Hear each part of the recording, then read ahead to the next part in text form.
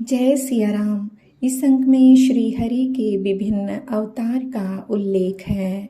सोई जस गाई भगत भवतरहि, कृपा सिंधु जनहित तनु धरहि। राम जन्म के हेतु अनेका, परम विचित्र एक तेका।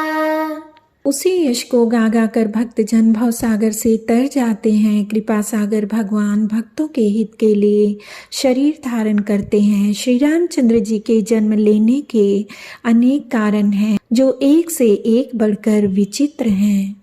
जन्म एक दुई कहूँ बखानी, सावधान सुनु सुमति भवानी। द्वारपाल हरि के प्रिय दो, जय रूपी जय जान सबको।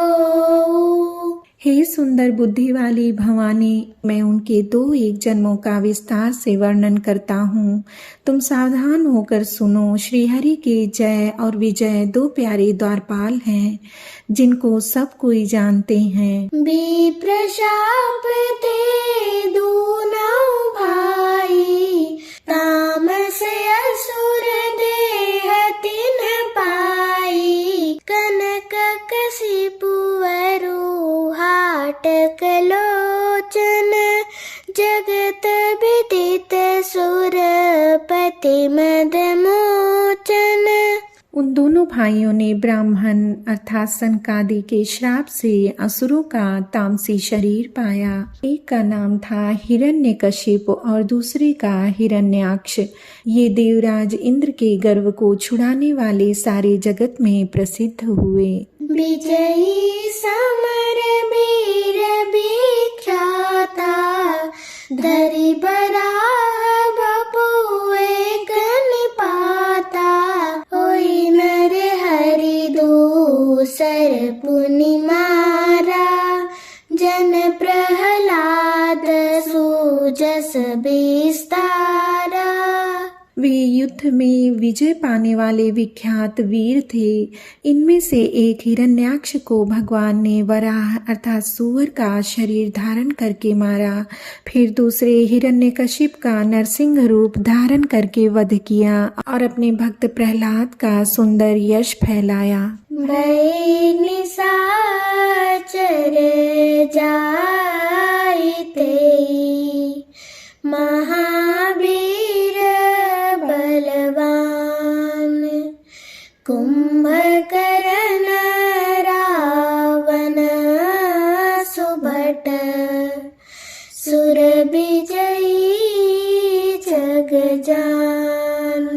वे ही दोनों जाकर देवताओं को जीतने वाले तथा बड़े योद्धा रावण और कुंभकर्ण नामक बड़े बलवान और महावीर राक्षस हुए, जिन्हें सारा जगत जानता है। मुकुतन भय हते भगवाना, तीनी जन्म द्विज बचन प्रमाना।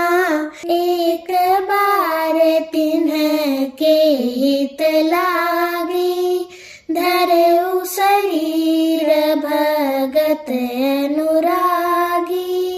भगवान के द्वारा मारे जाने पर भी वे हिरण्याक्ष और हिरण्यकशिपु इसीलिए मुक्त नहीं हुए कि ब्राह्मण के वचन अर्थात शाप का प्रमाण 3 जन्म के लिए था।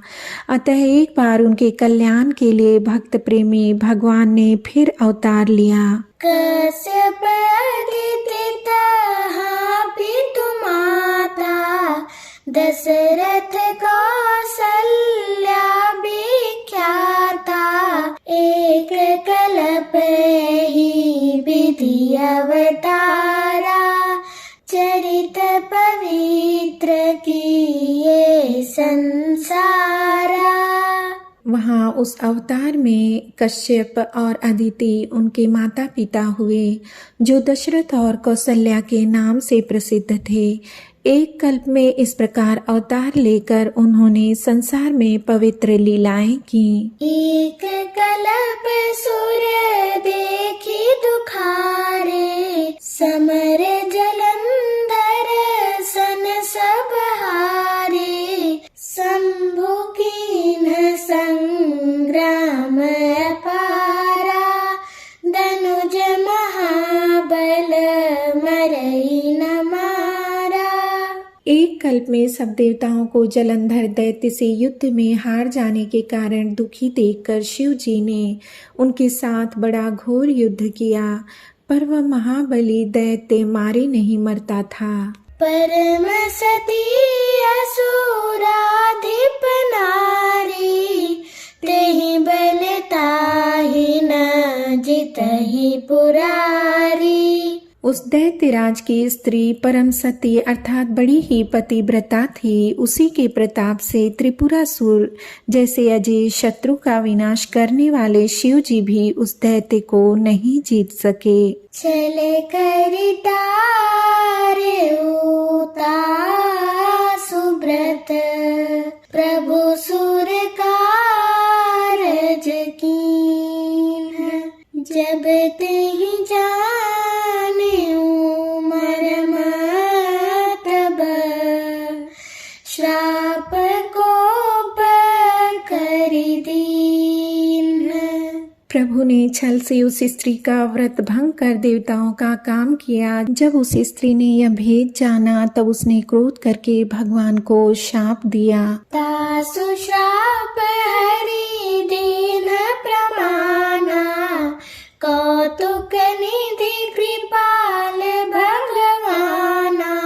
तहाँ जलंधर रावण भयउ, रनहति राम परम पद दयउ। लीलाओं के भंडार कृपालु हरि ने उस स्त्री के शाप को प्रामाण्य दिया अर्थात स्वीकार किया।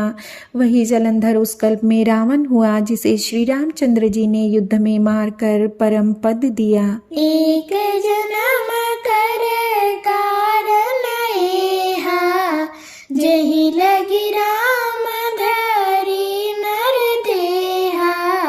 प्रति अवतार कथा प्रभु केरी, सुनु मुनि बरनी कबि न घनेरी। एक जन्म का कारण यह था जिससे श्री रामचंद्र जी ने मनुष्य देह धारण किया। हे भरद्वाज मुनि सुनो, प्रभु के प्रत्येक अवतार की कथा का कवियों ने नाना प्रकार से वर्णन किया है। नारद शाप दीन एक बारा, कल्प एक तेहि लगी अवतारा। गिरिजा चकित भई सुनि बानी, नारद विष्णु भगत पुनि ज्ञानी। एक बार नारद जी ने शाप दिया, अतः एक कल्प में उसके लिए अवतार हुआ। यह बात सुनकर पार्वती जी बड़ी चकित हुई और बोले कि नारद जी तो विष्णु भक्त और ज्ञानी हैं। कारण कवन शाप मुनि दीन्हा, का अपराध रमापति कीन्हा। यह प्रसंग मोहि कहु पुरारी, मुनि मन मोह आचरज भारी। मुनि ने भगवान को शाप किस कारण से दिया? लक्ष्मीपति भगवान ने उनका क्या अपराध किया था? हे पुरारी, यह कथा मुझसे कहिए। मुनि नारद के मन में मोह होना बड़े आश्चर्य की बात है। बोले बिहसी महेश तब, ज्ञानी मूढ़ न कोई। जेहि जस रघुपति करहि जब, सो तस तेहि छन होई। तब महादेव जी ने हंसकर कहा, न कोई ज्ञानी है न मूर्ख श्री रघुनाथ जी। जब जिसको जैसा करते हैं वह उसी क्षण वैसा ही हो जाता है। कहूँ राम गुण गात, भरद्वाज सादर सुनहु। भव भंजन